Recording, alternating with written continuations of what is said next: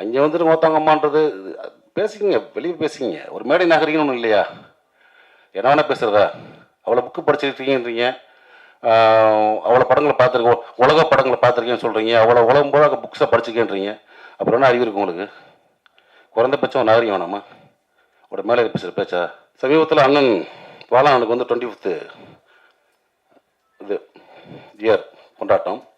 அங்கே பார்த்தோன்னா அவர் என்னமோ பெரிய குடியார மாதிரியும் படுத்து கிடந்தான் பாலா, அவன் தான் பாலான்றது.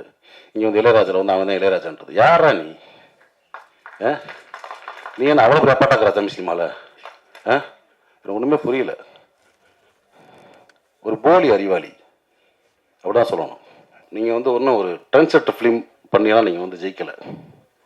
குத்தாட்ட பாடல்கள், ரொம்ப சாதாரண கதையில் எடுத்தான்னு ஜெயிச்சிருக்கீங்க. நீங்கள் சுசீந்திரன் மாதிரி ஒரு மண் சார்ந்த வெண்ணிலா கபடிகள் எடுத்தோ, அமீர் அண்ணன் மாதிரி ஒரு பருத்திவரன் எடுத்தோ, ரந்தி சார் மாதிரி ஒரு மெட்ராஸ் படம் எடுத்தோ, பாலான மாதிரி சேது படம் எடுத்தோ, பாலாசித்தல் மாதிரி ஒரு காதல் படம் எடுத்தோ, ஒரு கிழங்கு மாதிரி தோண்டி எடுத்து நீங்கள் படம் பண்ணல.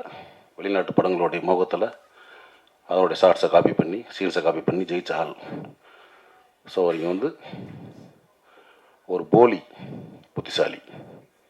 அதை நான் வச்சுக்கிட்டு பிறகு இன்னும் பல மேடைகள் நீங்கள் பேசலாம்.